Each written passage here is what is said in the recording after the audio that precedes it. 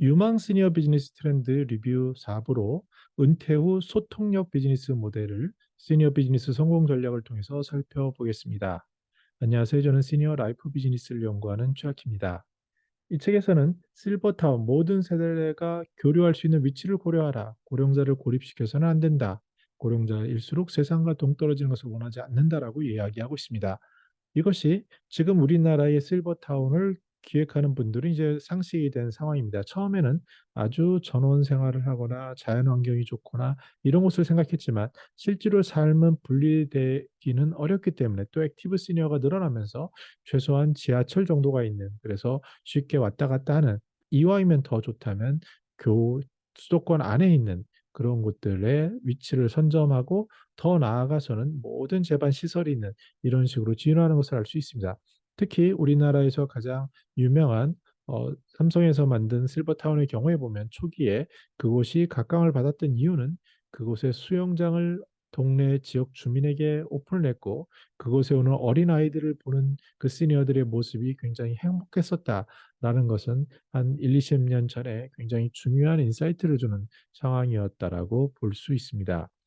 일본인 배낭인들이 오스트리아를 방문했을 때 돈을 하루에 6천 엔 정도밖에 안 썼다고 합니다. 식사, 숙박 모든 것을 포함해서요. 그런데 분들이 시간을 더 오래 체류함으로써 어느 정도 비용을 쓰게 됐는데요. 또 나아가서 여행에서도 혼자만의 여행에 대한 관심이 굉장히 늘어나고 있습니다. 나아가서 남성의 경우에 혼자 살아가는 능력 또한 키워야 되는데 특히 간병 문제가 발생했을 때 남성은 약할 수밖에 없는 것 같습니다. 그것은 약하다는 것은 잘 모르고 하려는 의지 이런 제반적인 것들인데요. 최근에 50플러스 재단 같은 곳을 가보면 남성들이 요양보호사 자격증이라든지 아니면 간병에 대한 이해를 높이려는 그러한 노력들을 하는 것을 엿볼 수 있습니다. 더욱 중요한 것은 요리 교실인데요. 삼식이처럼 되기 가장 쉽죠. 그래서 요리 교실을 가보면 남자들이 대부분 다 차지한다고 하는데 이러한 것들을 몸에 익히는 것이 필요하고 남자 요리 교실처럼 자연스럽고 즐겁게 생활 능력을 향상시킬 수 있는 방법과 서비스 이런 것들로 소통력을 넓혀야 된다라고 이야기합니다. 여행에 있어서는 특히 뜻맞는 사람끼리 만들어내는 맞춤형 상품을 우리 2007년에 이야기하고 있는데요.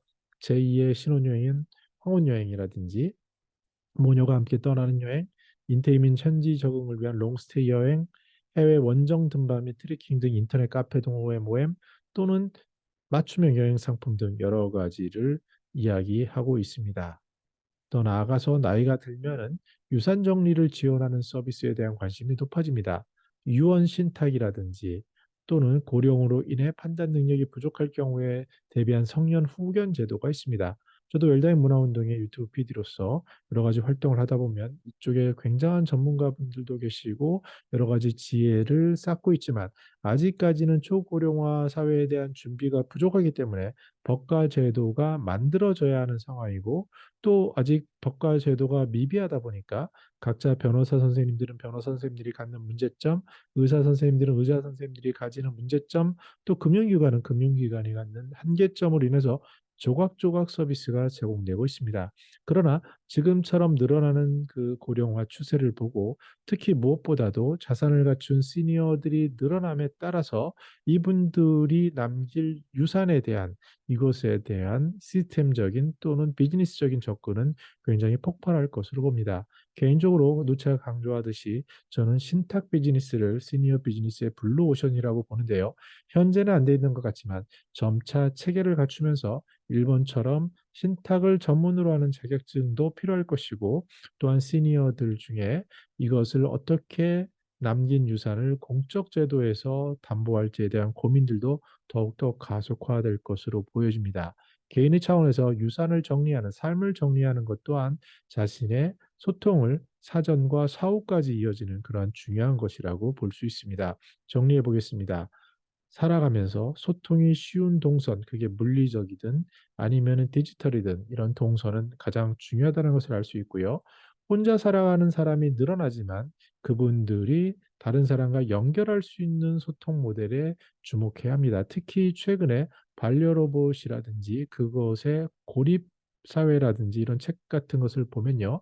인공지능이 발달함에 따라서 혼자서 집으로 혼자 있게 되면서 그곳에서 고립된 생활을 하는 젊은이들 또 시니어들이 늘어나는 것을 알 수 있지만 그 방향성에서 가장 중요한 것은 반려 로봇 효돌처럼 혼자 있는 그 공간을 다른 사람과 연결할 수 있는 그러한 함께 소통하는 모델을 만들어내는 것.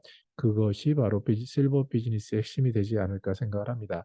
나아가서 세상에 유산을 남기는 소통, 그 모델을 누가 선점하느냐가 이 어마어마한 새로운 비즈니스가 펼쳐지는 길목을 잡는 것이라고 강조할 수 있습니다.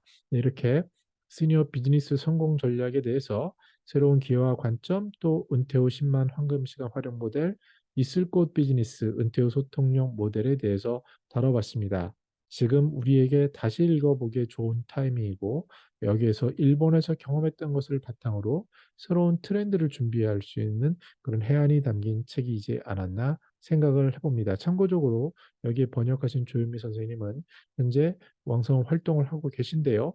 이러한 벌써 16년, 7년 지난 시점에 지금 다시 새로운 붐이 생기고 있고 저 같은 경우는 모 출판사와 함께 시니어 트렌드라는 것을 연말에 집필할 계획을 가지고 있습니다.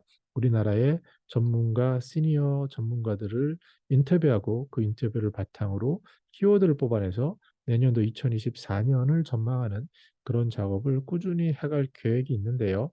지금 누구나 관심 있는 초고령화 사회를 목전에 둔 시기에 시니어 비즈니스에 대한 관심은 2006년, 7년 했던 것처럼 다시 한번 더 높아지지 않을까 전망해 봅니다. 저는 더 나은 시니어 삶 공동체를 연구합니다. 감사합니다.